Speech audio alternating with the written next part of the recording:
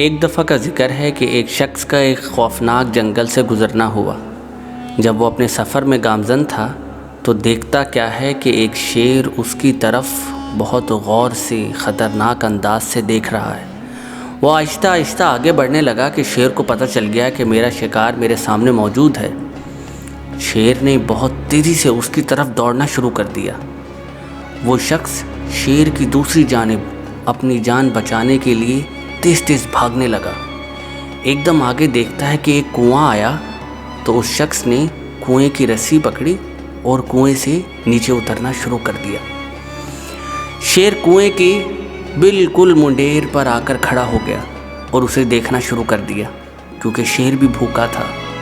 شیر انتظار کرنے کے لیے وہاں کھڑا ہو گیا کہ یہ شخص واپسی اوپر آئے تو میں اس کو اپنی خوراک بنا لوں۔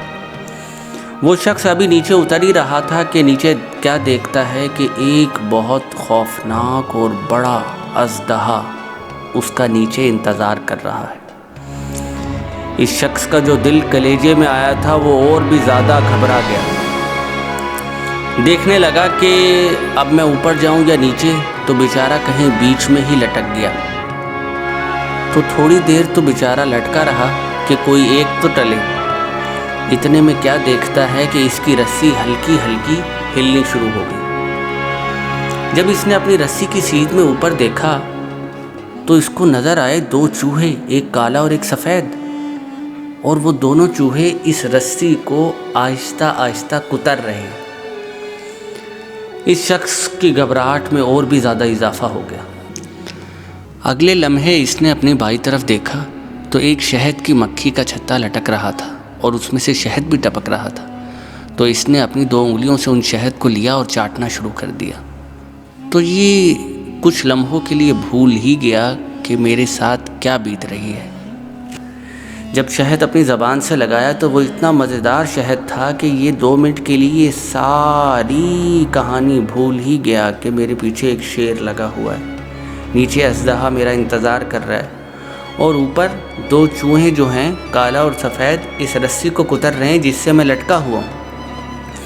تو امام غزالی رحمۃ اللہ علیہ فرماتے ہیں کہ دوستو بات سنو، دیکھو کہ یہ جو اژدہا ہے یہ تمہاری قبر ہے، اور وہ جو شیر ہے وہ تمہاری موت ہے جو تمہارا انتظار کر رہی ہے، اور یہ جو کالا اور سفید چوہا ہے یہ تمہاری زندگی کی رسی کو دن رات کر کے ختم کر رہے ہیں، اور یہ جو میٹھا شہد ہے یہ دنیا ہے۔ جیسے ہی تم دنیا میں پڑتے ہو تم سب بھلا دیتے کہ ہم نے قبر میں بھی جانا ہے، ہماری موت بھی ہمارے پیچھے لگی ہوئی، یہ دن رات گزر رہے ہیں، کبھی بھی کوئی پتہ نہیں کہ کس دن قبر میں جانا پڑ جائے۔ تو اس لیے دوستو ہمیں چاہیے کہ ہم لوگ زندگی کا صحیح استعمال کریں، اور زندگی کا صحیح استعمال یہ ہے کہ اس کو آخرت کی تیاری کے لیے سارا وقف کر دیں۔ بہت خوش رہیں، اللہ تعالیٰ آپ سب کو اپنے حفظ و امان میں رکھے، اپنے ہمسایوں کا، اپنے عزیز و اقارب کا بہت زیادہ خیال رکھیں، کیونکہ یہ یاد رکھیے گا وہ درخت جو زیادہ پھل دیتا ہے اور سایہ دار ہوتا ہے وہ کبھی کاٹا نہیں جاتا۔ جب درخت پھل دینا چھوڑ دے اور سایہ دینا چھوڑ دے تو اس کو کاٹ کر بالن بنا لیا جاتا ہے۔ تو اگر آپ چاہتے ہیں کہ آپ خود سیو رہیں تو اپنے ساتھ جتنے بھی لوگ بستے رہتے ہیں ان سب کا خیال رکھیں۔ اللہ حافظ۔